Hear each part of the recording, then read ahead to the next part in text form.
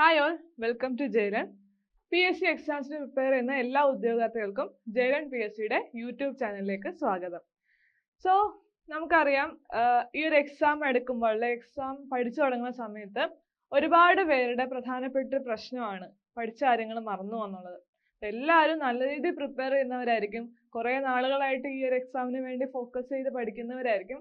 പക്ഷെ പലപ്പോഴും സംഭവിക്കുന്നത് എക്സാം എടുക്കുമ്പോൾ അല്ലെങ്കിൽ എക്സാം ഹോളിലേക്ക് എത്തുമ്പോൾ നമ്മൾ ഓൾറെഡി പഠിച്ച കാര്യങ്ങളായിരിക്കും, പക്ഷെ ഒന്നും ഓർമ്മ ഉണ്ടാവില്ല. നമ്മൾ പാനിക് ആകുമ്പോൾ എല്ലാം ബ്ലാങ്ക് ആയ പോലെ തോന്നും. അതുപോലെ എക്സാം എടുക്കുമ്പോൾ ആദ്യം പഠിച്ച് ഒന്നും ഓർക്കാൻ പറ്റുന്നില്ല. ആ ഒരു സിറ്റുവേഷൻ എല്ലാവർക്കും, ഓൾമോസ്റ്റ് എല്ലാ PSC ഉദ്യോഗാർത്ഥികൾക്കും വരുന്നതാണ്.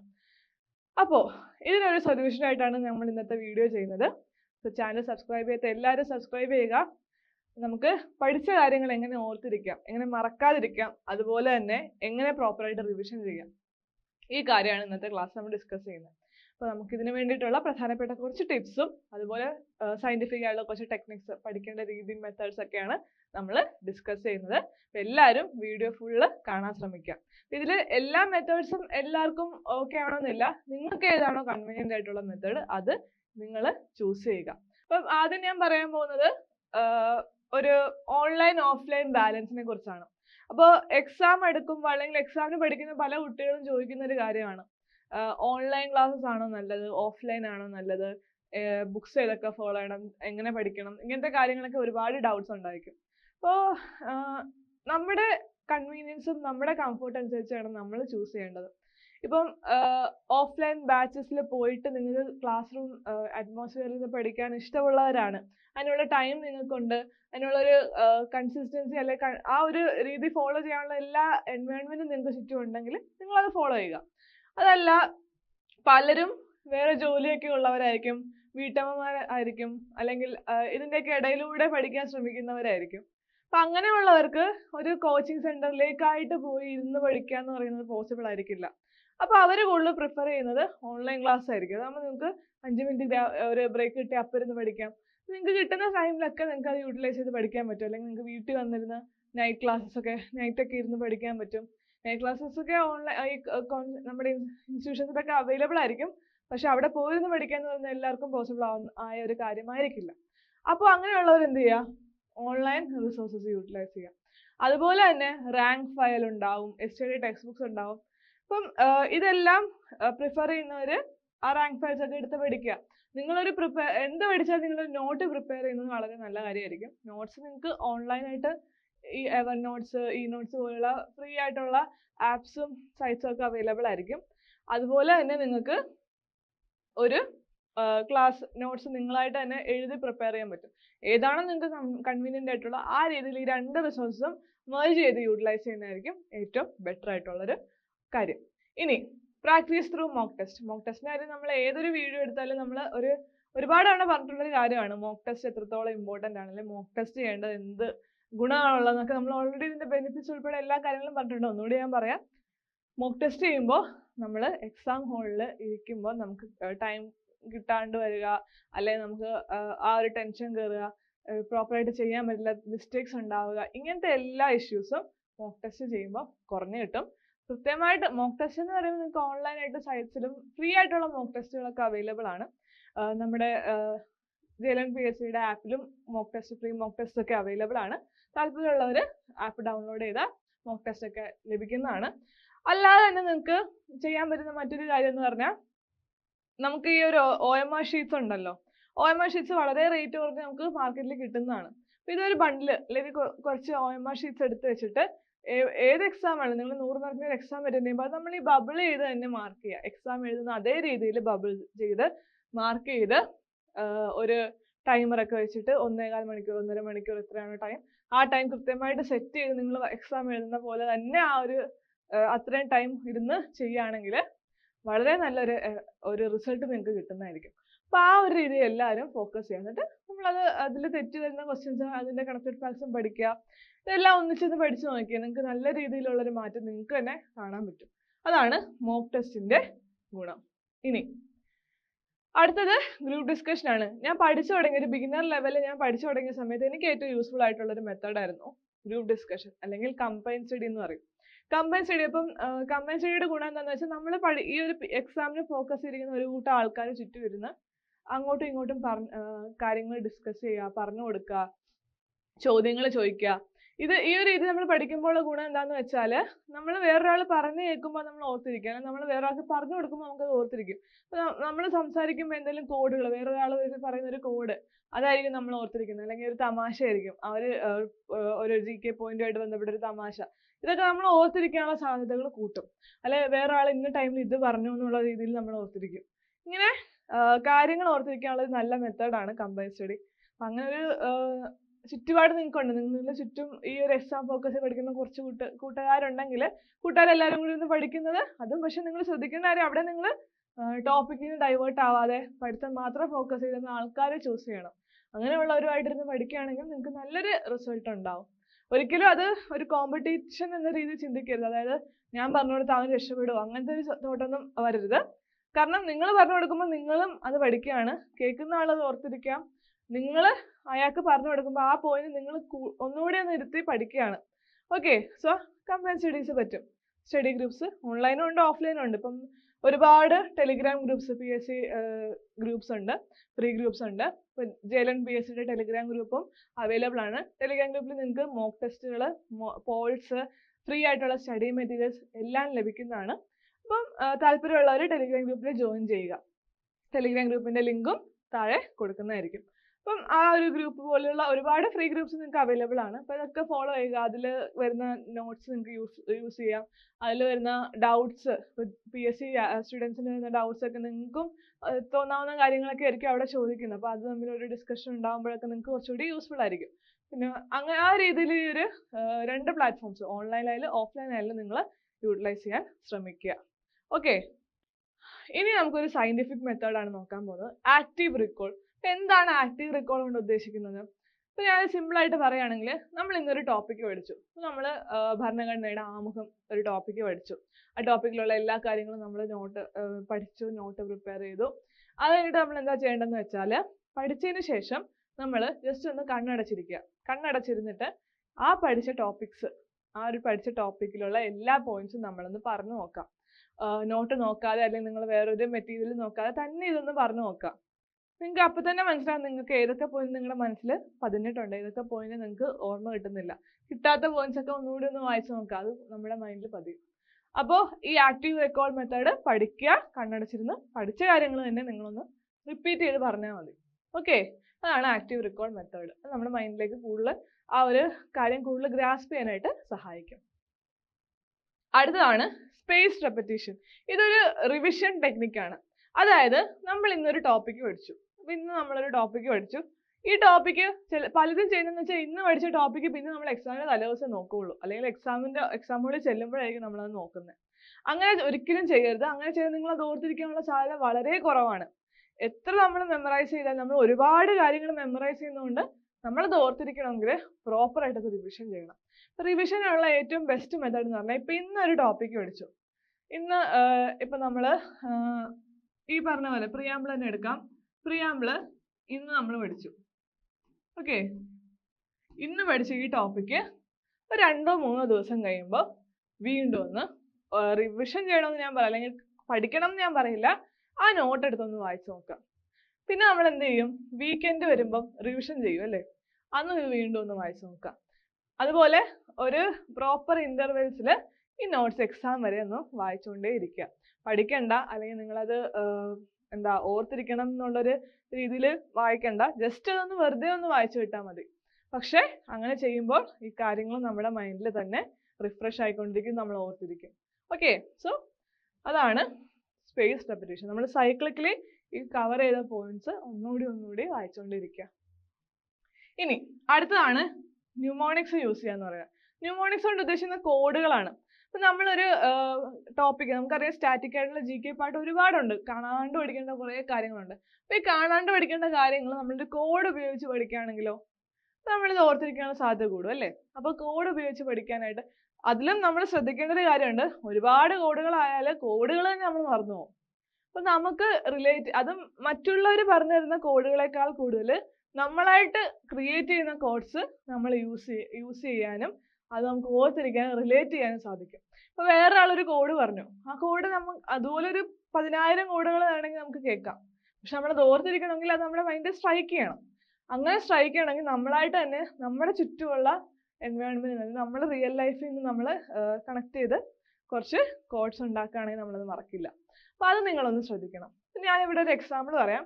ഇപ്പോൾ ഉത്തരായന രേഖ കടന്നു പോകുന്ന സംസ്ഥാനങ്ങൾ, ഈ സംസ്ഥാനങ്ങൾ ഒരുപാടുണ്ട് അല്ലേ? അപ്പൊ ഇതെല്ലാം ഇതുപോലെ ഒരുപാട് രേഖകളും ഉണ്ട്, അത് കടന്നു പോകുന്നുണ്ട്, ഒരുപാട് നദികളുണ്ട്, ഒരുപാട് കാര്യങ്ങൾ കണക്ട് ചെയ്ത് പഠിക്കാനുണ്ട്. അപ്പൊ അങ്ങനെ നമ്മൾ സ്റ്റാറ്റിക് ആയിട്ട് ഇതെല്ലാം ബൈഹാർട്ട് ചെയ്യുന്നത് നമ്മൾ മറന്നു പോകും. അപ്പൊ അതിന് പകരം ഇപ്പൊ ഞാനൊരു കോഡ് യൂസ് ചെയ്യുന്നതാണ് MTയും MGRഉം JCB വാങ്ങി. ഇത് ഉത്തരായന രേഖ കടന്നു പോകുന്ന സംസ്ഥാനങ്ങൾക്കുള്ള കോഡാണ്. ഇതിൽ ഏറ്റവും ഇമ്പോർട്ടൻ്റ് ആയിട്ട് ഓർത്ത് വെക്കേണ്ട വാക്കുകൾ MT, MGR, JCB. ഇത്രയും 1, 2, 5, 5, 3, 8 സംസ്ഥാനങ്ങളിലൂടെയാണ് ഉത്തരായന രേഖ കടന്നു പോകുന്നത്. അത് ഏതൊക്കെയാണെന്നാണ് ഇവിടെ പറയുന്നത്. M എന്ന് പറയുന്നത് മിസോറാം ആണ്, T എന്ന് പറയുന്നത് ത്രിപുരയാണ്, M എന്ന് പറയുന്നത് വീണ്ടും മധ്യപ്രദേശ് ആണ്, G Gujarat, R Rajasthan, J Jharkhand, C എന്താണ് Chhattisgarh and B Bengal. Okay, so MT, MGR, JCB വാങ്ങി. MTയും MGRഉം JCB വാങ്ങിയെന്ന കോഡ് കൊണ്ടിട്ട് നമുക്ക് ഈ ഒരു 8 സംസ്ഥാനങ്ങൾ ഓർത്തിരിക്കാൻ സാധിക്കും. ഇതുപോലെ നിങ്ങളും കോഡുകൾ ഉണ്ടാക്കി പഠിക്കാൻ ശ്രമിക്കുക. എല്ലാം കോഡ് ചെയ്ത് പഠിക്കരുത്. അത്രയ്ക്ക് നമുക്ക് ഓർമ്മയില്ല അല്ലെങ്കിൽ ഓർക്കാൻ ബുദ്ധിമുട്ടാണെന്ന് തോന്നുന്നത് മാത്രം നമ്മുടെ ചുറ്റുമുള്ള നമുക്ക് റിലേറ്റ് ചെയ്യാൻ പറ്റുന്ന കോഡ്സ് യൂസ് ചെയ്ത് പഠിക്കാൻ ശ്രമിക്കുക. ഓക്കെ, അതാണ് കോഡ് ഉപയോഗിച്ച് പഠിക്കുക എന്ന് പറയുന്നത്. ഇനി അടുത്ത മെത്തേഡാണ് learn by teaching. Learn by teaching എന്ന് പറയുമ്പം നമ്മൾ പഠിച്ച കാര്യങ്ങൾ നമ്മൾ വേറൊരാൾക്ക് പറഞ്ഞു കൊടുക്കുമ്പോൾ നമ്മളത് നമുക്ക് നല്ലോണം അറിയാവുന്ന, നമ്മൾക്ക് തറോ ആയിട്ടുള്ള ഒരു ടോപ്പിക്ക് മാത്രം നമുക്ക് വേറൊരാൾക്ക് പറഞ്ഞു കൊടുക്കാൻ പറ്റുള്ളൂ. നമ്മൾ അത്രയും ബേസ് ഇരുത്തി പഠിച്ച കാര്യങ്ങൾ മാത്രമേ നമുക്ക് വേറൊരാൾ ചോദിക്കുമ്പോൾ അല്ലെങ്കിൽ അയാൾക്ക് ഡൗട്ട് ഉള്ളപ്പോൾ പറഞ്ഞു കൊടുക്കാൻ സാധിക്കുള്ളൂ. അപ്പോൾ നമ്മൾ എന്താ ചെയ്യണ്ടേ? നിങ്ങളുടെ വീട്ടിലെ കുട്ടികളുണ്ടെങ്കിൽ, നിങ്ങളുടെ അനിയന്മാരോ അനിയത്തിമാരോ അല്ലെങ്കിൽ ഏതെങ്കിലും രീതിയിൽ കുറച്ച് കുട്ടികളുണ്ടെങ്കിൽ അവർക്ക് നിങ്ങൾ പഠിച്ച കാര്യങ്ങൾ പറഞ്ഞു കൊടുക്കുക, അവർക്ക് മനസ്സിലാകുന്ന രീതിയിൽ എക്സ്പ്ലെയിൻ ചെയ്യാൻ ശ്രമിക്കുക. അതല്ല ആരും ഇല്ലെങ്കിൽ പോലും നിങ്ങൾ ഒരു ടീച്ചറാണെന്ന് അല്ലെങ്കിൽ നിങ്ങൾ പഠിപ്പിക്കുകയാണെന്നുള്ള രീതിയിൽ മൈൻഡിൽ ഓർത്തിട്ട് നിങ്ങൾ പഠിച്ച കാര്യങ്ങളൊക്കെ ഒന്ന് എക്സ്പ്ലെയിൻ ചെയ്തുകൊണ്ടിരിക്കുക, നിങ്ങളോട് തന്നെ എക്സ്പ്ലെയിൻ ചെയ്യുക. അങ്ങനെ ചെയ്യുമ്പോൾ നമ്മൾ പഠിച്ച കാര്യങ്ങൾ കുറച്ചുകൂടി ക്ലിയർ ആയിട്ട് നമ്മുടെ മൈൻഡിൽ പതിയും. അതാണ് ലേൺ ബൈ ടീച്ചിങ്. അല്ലെങ്കിൽ നിങ്ങളിപ്പം നിങ്ങൾക്ക് ചുറ്റും PSC പഠിക്കുന്ന ആരെങ്കിലും ഉണ്ട്, അവർക്ക് പഠിപ്പിച്ചു കൊടുക്കുക. അല്ലെങ്കിൽ നിങ്ങൾക്ക് പറ്റുന്ന രീതിയിൽ നിങ്ങൾ തന്നെ പഠിക്കുക, അല്ലെങ്കിൽ നിങ്ങൾ പഠിപ്പിക്കുന്ന പോലെ തന്നെ പറഞ്ഞു നോക്കുക. ഇങ്ങനെ ചെയ്യുമ്പോൾ നമ്മൾ പഠിച്ച കാര്യങ്ങൾ കുറച്ചുകൂടി നമ്മുടെ മൈൻഡിൽ സ്ട്രോങ് ആയിട്ട് കിട്ടും. അടുത്ത മെത്തേഡാണ് മാപ്സും വിഷ്വൽസും യൂസ് ചെയ്യുക. ഇത് ഏറ്റവും കൂടുതൽ യൂസ്ഫുൾ ആയിട്ടുള്ളത് ജോഗ്രഫി സബ്ജക്റ്റ് പഠിക്കുമ്പോഴാണ്. കാരണം ജോഗ്രഫി നമ്മൾ നോക്കുമ്പോൾ ഭയങ്കര സ്റ്റാറ്റിക് ആണ്, ഭയങ്കര ഡ്രൈ ആയിട്ടുള്ള ഒരു ഏരിയ ആണ്. ഒരുപാട് സ്റ്റേറ്റ്സ്, ഒരുപാട് കാര്യങ്ങൾ ഇങ്ങനെ കാണാണ്ട് പഠിക്കണം. അത് നമ്മളൊരു മാപ്പൊക്കെ യൂസ് ചെയ്ത് പഠിക്കുകയാണെങ്കിൽ കോൺസെപ്ച്വൽ ആവും, കുറച്ചുകൂടി നമുക്ക് ഈസി ആയിട്ട് പഠിക്കാൻ പറ്റും.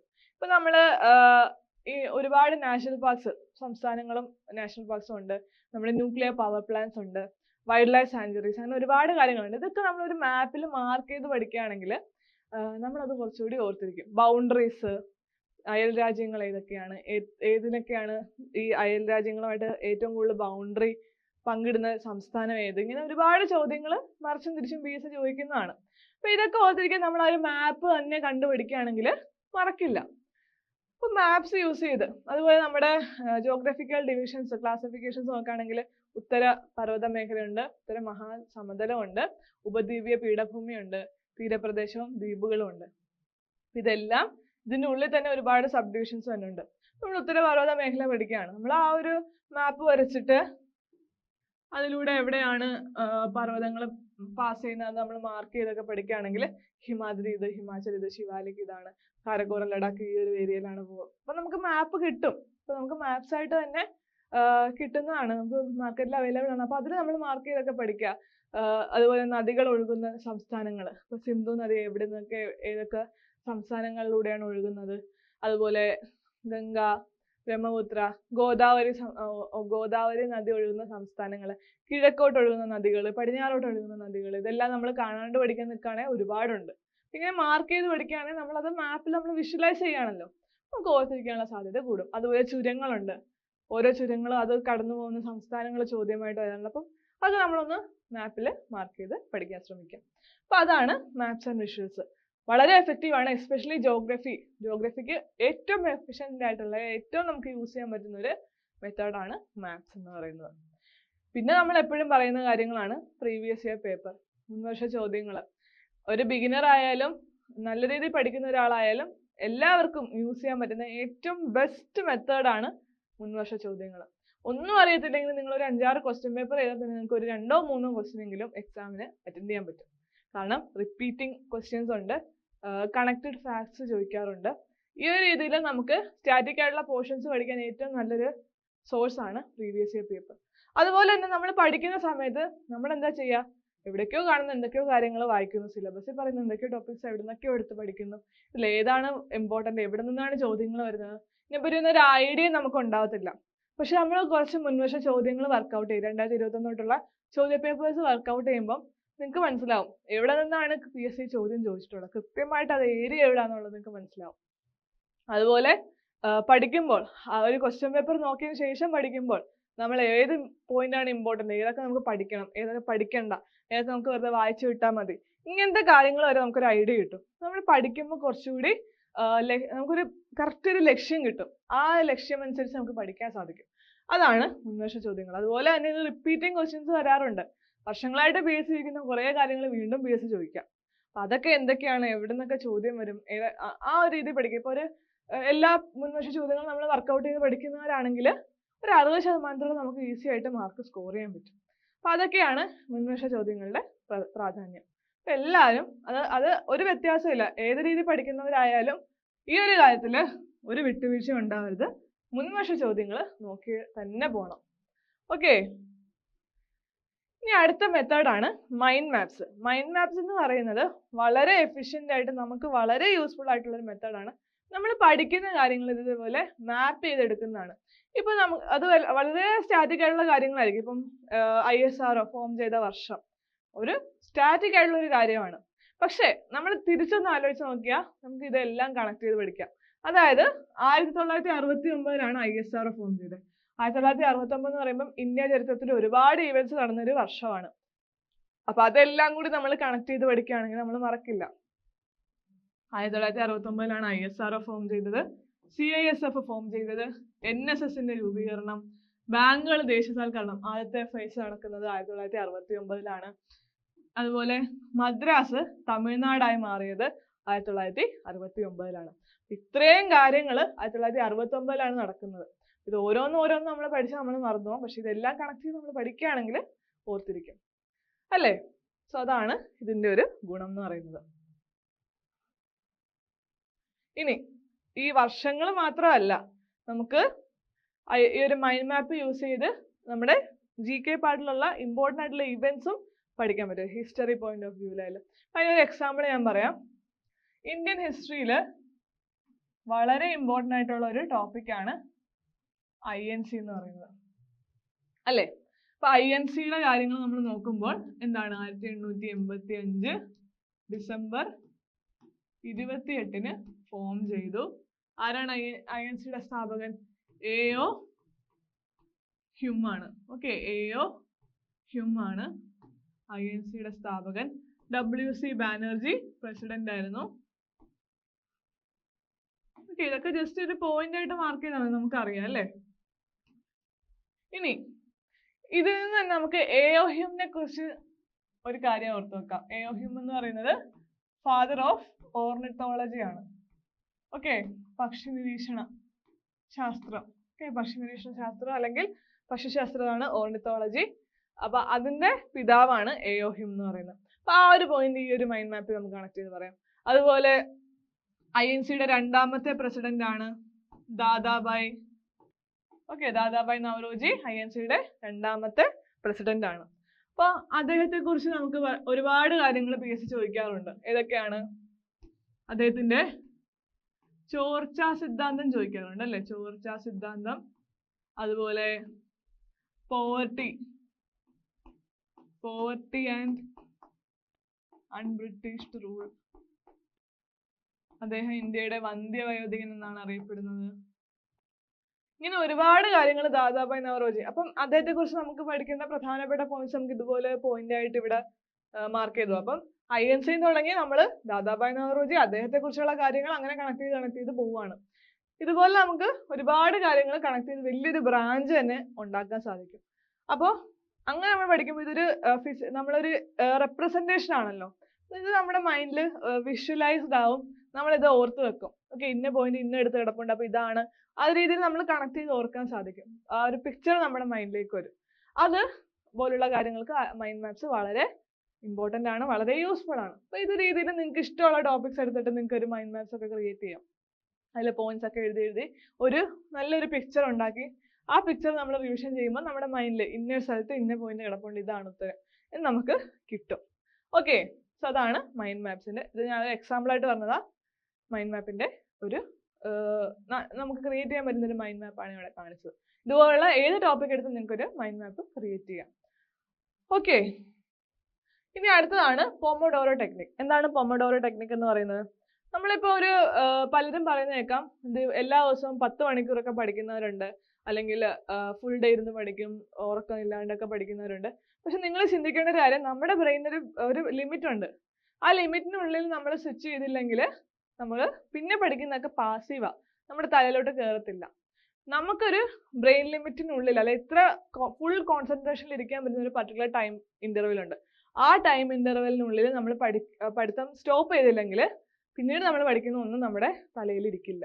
ഓക്കെ, അപ്പോൾ എല്ലാവരും ചെയ്യേണ്ട കാര്യമാണ്, നമ്മളിപ്പോൾ ഒരു അരമണിക്കൂർ പഠിക്കാനായിട്ട് നിൽക്കുകയാണ്. അപ്പോൾ ആദ്യത്തെ 25 മിനിറ്റ് നമ്മൾ പഠിക്കുന്നു. അത് നമ്മുടെ ബ്രെയിൻ കണ്ടിന്യൂസ് ആയിട്ട് ഫുൾ കോൺസെൻട്രേഷനിൽ പഠിക്കും. പക്ഷേ അതിനുശേഷം നമ്മൾ 5 മിനിറ്റിൻ്റെ ഒരു ബ്രേക്ക് എടുക്കുക. നമ്മൾ വെള്ളം കുടിക്കുകയോ അല്ലെങ്കിൽ അവിടേക്ക് നടക്കുക, ബ്രീത്തിങ് എക്സസൈസ് ചെയ്യുക, എങ്ങനെയല്ല നമ്മളൊരു ബ്രേക്ക് എടുക്കുക. ബ്രേക്ക് 5 മിനിറ്റ് കൂടരുതെന്നുള്ളതാണ് നമ്മൾ ശ്രദ്ധിക്കേണ്ട കാര്യം. നമ്മൾ പലരും ചെയ്യുന്ന കാര്യം, ഈ 5 മിനിറ്റ് ബ്രേക്ക് 10 ആവും, 15 ആവും, അരമണിക്കൂറാവും, പിന്നെ ചിലപ്പോൾ 2-3 മണിക്കൂർ കഴിഞ്ഞിട്ടായിരിക്കും വീണ്ടും പഠിക്കാൻ വന്നിരിക്കുന്നത്. അങ്ങനെ ഉണ്ടാവാതെ ശ്രദ്ധിക്കുക. 25 മിനിറ്റ് പഠിക്കുക, 5 മിനിറ്റ് ബ്രേക്ക് എടുക്കുക. ആ രീതിയിൽ പഠിക്കുമ്പോൾ നമ്മുടെ ബ്രെയിൻ നല്ല എഫിഷ്യൻ്റ് ആയിട്ട് വർക്ക് ചെയ്യും. അതുപോലെ തന്നെ നമ്മുടെ കോളേജ് സ്കൂളുകളിലെ ടൈം ടേബിൾസ് ഒക്കെ നോക്കുകയാണെങ്കിൽ നമുക്കറിയാം, 2 സെഷൻസ് കഴിയുമ്പോൾ ഒരു ഷോർട്ട് ബ്രേക്ക് കാണും, 4 സെഷൻസ് കഴിയുമ്പോൾ ഒരു ലോങ് ബ്രേക്ക് കാണും, ലഞ്ച് ബ്രേക്ക് കാണും. ഈ ഒരു രീതിയിലാണ് നമ്മുടെ ടൈം ടേബിൾ ഒക്കെ പോകുന്നത്. അതുപോലെ തന്നെ നമ്മൾ പഠിക്കുമ്പോഴും ശ്രദ്ധിക്കുക, നമ്മളൊരു 4 സെഷൻസ് ആയിട്ട് പഠിക്കുക. 4 സെഷൻസ് പഠിച്ചതിന് ശേഷം അരമണിക്കൂറോ 1 മണിക്കൂറോ ഒരു ബ്രേക്ക് എടുക്കണം. ഓക്കെ, അങ്ങനെ പഠിച്ചില്ലേ നമ്മുടെ ബ്രെയിനിന് അത് നല്ല രീതിയിൽ വർക്ക് ചെയ്യാനായിട്ട് സഹായിക്കുകയുള്ളൂ. അതാണ് പൊമോഡോറോ ടെക്നിക്. കണ്ടിന്യൂസ് ആയിട്ടിരുന്ന് പഠിക്കാതെ ഈ ഒരു ബ്രേക്സ് പ്രോപ്പറായിട്ട് എടുത്ത് പഠിക്കുമ്പോൾ നമ്മുടെ ബ്രെയിൻ വീണ്ടും റിഫ്രഷ് ആയിട്ട് നമ്മൾ പഠിക്കുന്ന കാര്യങ്ങളൊക്കെ കംപ്ലീറ്റ് ആയിട്ട് അബ്സോർബ് ചെയ്യാൻ പറ്റും. ഓക്കെ, അതാണ് പൊമോഡോറോ ടെക്നിക്. ഇനി അടുത്തതാണ് ഇന്റർലീവ്ഡ് ലേണിംഗ്. ഇപ്പൊ പലരും നമ്മൾ പഠിക്കുന്ന സമയത്ത് കാണാം, ഇപ്പം ചിലര് ഇപ്പോൾ കോൺസ്റ്റിറ്റ്യൂഷൻ സിലബസ് എടുത്തിട്ട് കോൺസ്റ്റിറ്റ്യൂഷനിലെ ടോപ്പിക്സ് എടുത്തിട്ട് ഒരു വീക്ക്, ഈ ഒരു വീക്ക് ഫുൾ അവർ കോൺസ്റ്റിറ്റ്യൂഷൻ മാത്രമേ പഠിക്കുകയുള്ളൂ. വേറൊരു വീക്ക് എടുത്ത് ജോഗ്രഫി, അടുത്ത ഒരാഴ്ച കൊണ്ട് ജോഗ്രഫി തീർക്കുക. ഈ ഒരു പാറ്റേൺ ഫോളോ ചെയ്യുന്ന കുറേ പേരുണ്ട്. ഇത് വളരെ ഒരു പ്രശ്നം എന്താണെന്ന് വെച്ചാൽ, നമ്മൾ ഒരേ ടോപ്പിക്ക് ഒരാഴ്ചത്തോളം ഇങ്ങനെ കണ്ടിന്യൂസ് പഠിച്ചുകൊണ്ടിരുന്നത് നമ്മൾ മടുപ്പ് തോന്നും, നമുക്കൊരു അത് ഭയങ്കര ബോറിംഗ് ആയിട്ട് തോന്നും. അങ്ങനെ ചെയ്യാണ്ട് മിക്സ് ചെയ്ത് പഠിക്കാൻ ശ്രമിക്കാം.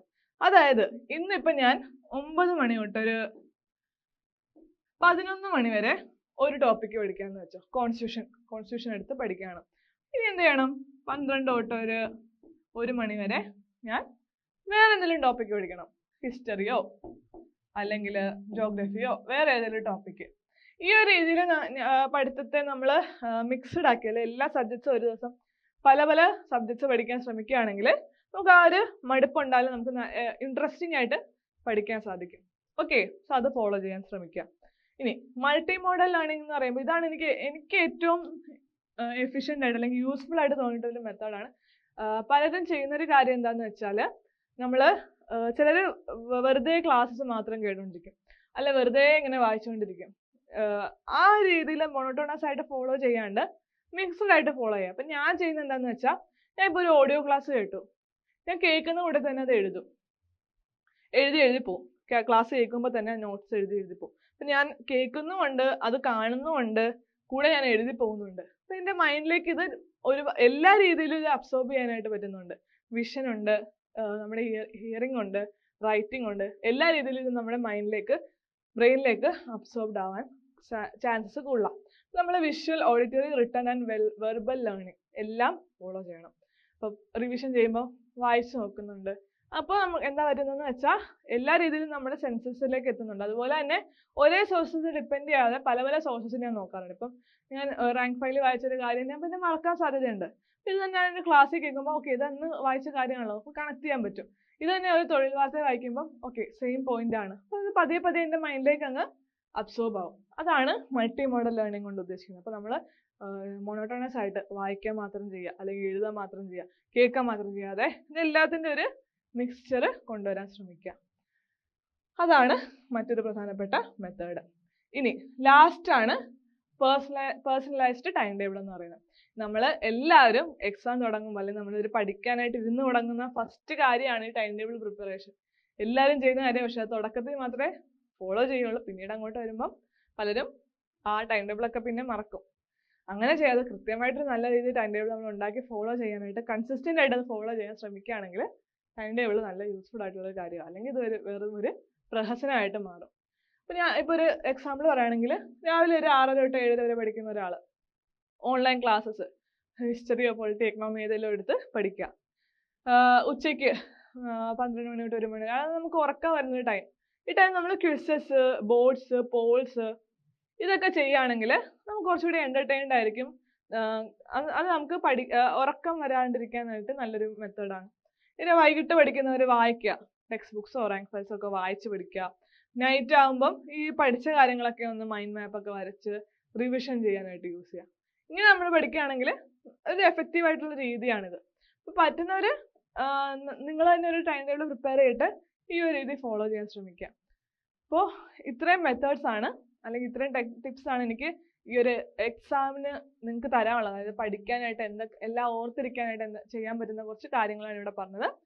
അപ്പം വീഡിയോ എല്ലാവർക്കും ഇഷ്ടമായെങ്കിൽ എല്ലാവരും ചാനൽ സബ്സ്ക്രൈബ് ചെയ്യുക, നിങ്ങളുടെ കൂട്ടുകാർക്കൊക്കെ ഷെയർ ചെയ്യുക. അവരുടെ ഒരു പഠിത്തത്തിന് അത് വളരെ യൂസ്ഫുൾ ആയിരിക്കും. അപ്പം കോമ്പറ്റേറ്റീവ് എക്സാംസിന് മാത്രമല്ല, ഏതൊരു എക്സാമിന് പ്രിപ്പയർ ചെയ്യുന്നവർക്കും ഈ മെത്തേഡ്സ് ഒക്കെ യൂസ്ഫുൾ ആണ്.